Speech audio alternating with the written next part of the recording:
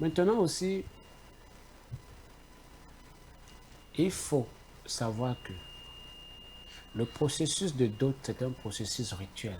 Ce sont des rites. Les processus de négociation sont des processus rituels, ce sont des rites, mais pas les mêmes. Quand vous allez doter votre femme, la famille de votre femme ne va jamais participer financièrement à votre dot.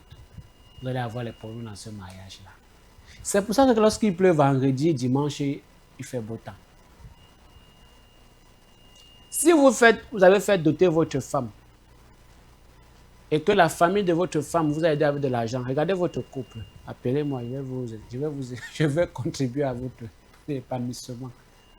Oui, parce qu'en fait, ça ne se fait pas du point de vue spirituel. Maintenant, si vous êtes dans la négociation, ça peut venir de part en part, mais quand c'est la dot, ça veut dire qu'elle est vierge, ou que c'est vous qui avez pris sa virginité, sa famille ne contribue pas financièrement. J'ai bien dit financièrement. Ils peuvent peut-être apporter ce jour quelques éléments symboliques, mais pas vous donner de l'argent pour contribuer. Même si ça passe par votre femme, non, faites attention. C'est pour gâter votre mariage après. Les gens le font, ils ne savent pas.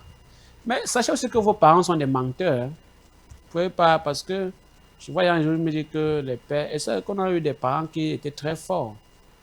Quand ils nous racontent souvent, les parents de l'époque, là, quand ils vous racontent les histoires, vous avez l'impression que les gars ont tout fait bien. Pourtant, ce sont des bons menteurs. Un parent ne peut pas dire à sa fille que, comme tu vois, j'étais vraiment frivole. Hein. J'étais, moi, coureur de jupons. Mais il dit à sa fille comment il était très exemplaire. Et pourtant, même le quartier témoigne que non, ton père, il était très puissant. Il s'appelle Thomas Hobbes. Il avait même la médaille du mérite dans la puissance des femmes. Et vous voulez conseiller votre fille demain sur quoi? Si vous voulez être polygame, déclarez-le. Ne soyez pas monogame à la maison et polygame dehors. Ce n'est pas comme ça que ça fonctionne, hein, les amis. Non, non, non. Ça ne fonctionne pas comme ça. Comprenez? Donc, moi, ce que je vous dis, c'est il faut que cette année 2026 soit pour vous une année lumière. Une année de transfiguration, de transmutation de la matière vers la matière un peu plus sacrale. Tout est sacré. Et les éléments de vie sont sacrales. Il faut donc pouvoir faire en sorte que votre corps physique atteigne une dimension de sacralité. Que la matière soit sacrée. Parce que le corps n'est pas un chantier, c'est un temple. Il faut le rendre sacré. Il faut le sacraliser. Ça vous permet effectivement d'avoir la mainmise sur votre vie pleinement. Me voir, c'est la cécité. Me connaître, c'est la maladie. M'entendre, c'est la mort. Me suivre, c'est connaître la voie du salut. Il faut pouvoir s'élever à cette extase, à une dimension encore plus élevée. Il faut participer à des séances d'exorcisme pour vous libérer. Tous les chrétiens, les musulmans là sont maudits. Ils doivent venir, je les exorcise. Pour retirer ça sur eux. Cette malédiction de 14 générations. Oui. Tous les gens de la diaspora qui ont demandé, la diaspora, ce n'est pas seulement l'Europe, l'Asie, même en Afrique, là, qui ont quitté le Cameroun, allaient demander l'exil, même des autres pays là, qui ont régné leur pays, ils sont maudits sur ces générations. Venez nous voir. Contactez-nous, on retire la malédiction sur vous. On lève ce sort. Tous ces joueurs qui jouent pour les pays étrangers, qui refusent de jouer pour leur territoire parce que, soi-disant, qui renient leur... C'est comme ça que ça fonctionne. Les joueurs qui ont prospéré à l'extérieur, mais qui ont reconnu leur identité, patrie, regardez bien, ils sont très peu. Mais ceux qui n'ont jamais reconnu ne prospèrent pas. Je vais donner un exemple au début. Je ne vais pas revenir sur ça. Observez. Ce n'est pas parce que vous avez grandi quelque part que forcément vous ignorez d'où vous venez. Mais c'est ce qui vous arrive aujourd'hui, non? Tu es Bassa, non, ils sont à Bassa. Hey, je suis Bassa comment? Au village, on tue les gens. Donc tu n'es plus Bassa. Parce qu'on tue les gens dans ton village. Hein, tu n'es plus Bassa. Non, moi, je suis moi Bimbi. Pourquoi je ne suis plus Bassa? Donc acceptez-vous. Je vous rappelle, je vous ai dit, c'est pas le chef de l'État, c'est son gouvernement qui tue le Cameroun. Ce sont les chefs qui ont vendu le Cameroun, le nombril. Oui. Et le travail que nous faisons, que je fais à mon niveau, c'est de pouvoir restaurer cette corde-là. Et je regarde aussi à côté, il y a une, deux, trois personnes qui vont dans ce sens. C'est bien. C'est très bien. Mais ça va prendre encore un peu de temps. Mais nous sommes arrivés dans la phase où ce n'est plus la négociation. C'est ça. C'est ça. Moi, je vois même des gens qu'on donne même des mérites, qui ne méritent pas. Mais on leur donne des mérites. On ne nous consulte même pas. Et on veut quand même qu'on se taise.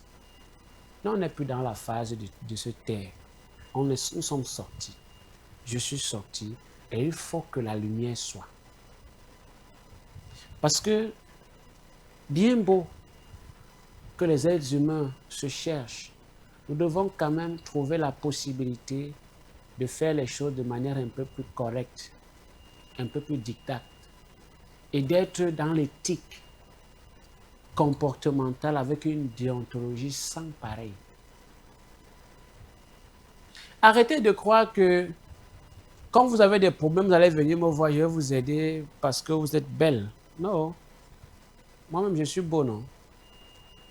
C'est comme ça qu'une de mes filles dit, papa, tu es beau, non? C'est comme ça. Ne mettez pas vos atouts devant. Ce n'est pas important. Vous mettez vos atouts devant, vous avez des problèmes encore. C'est vous qui dites que vous avez faim. Vous partez à l'hôtel. Voilà une autre malédiction. Dans les chambres d'hôtel. Les draps que vous partez mougou dessus. Vous ne savez même pas ce qu'on fait avec ces draps. Et après, vous venez, vous voulez que votre activité commerciale prospère. Ce n'est pas possible. Vous faites dans le commerce. Et vous ne réussissez pas et vous vous plaignez. Est-ce que vous êtes parti dans la salle acheter? Jamais. Vous voulez réussir comment? Mon petit, le commerce, c'est pas comme ça. Il faut aller négocier dans l'astral. L'astral, c'est comme un carrefour où il y a le marché. Tu viens acheter ta part. Tu ne connais pas les gens qui vendent au marché central. Quand tu passes, tu peux savoir que dans la boutique là-bas. Tu les as vus sortir de la boutique un jour. Tu viens les trouver sur place, non? Ils vendent, non? Parce qu'ils sont venus nous voir. Et nous avons négocié dans l'astral. Nous avons acheté. Et ils vendent. Maintenant, je disais à une patiente qui est venue se faire consulter, sinon c'était avant, pour les gens qui marchent là, 100 francs, ce n'est pas les commerçants, c'est les vendus. Elle dit comment ils sont vendus. Le commerce ne fait pas la voie. Que panier, 500, panier, 300, ça c'est plus le commerce. Ça sont les gens qui sont vendus spirituellement. Maintenant, soit ils étaient en Afghanistan, on les a envoyés au Cameroun, soit ils étaient, je ne sais pas, un pays. Même au Cameroun, on a changé seulement de ville. Mais quand vous les voyez, regardez les babouches, regardez comment ils sont habillés. Et malheureusement, c'est là-bas que vous achetez. Et après, à la maison, ça se casse. Vous avez tous les problèmes de mauvaises ondes à la maison et vous vous plaignez. On n'achète pas chez un passant marchand sans transformer l'énergie qu'il transporte sur ce qu'on achète. Voilà pourquoi quand vous achetez quelque chose, purifiez avant d'utiliser.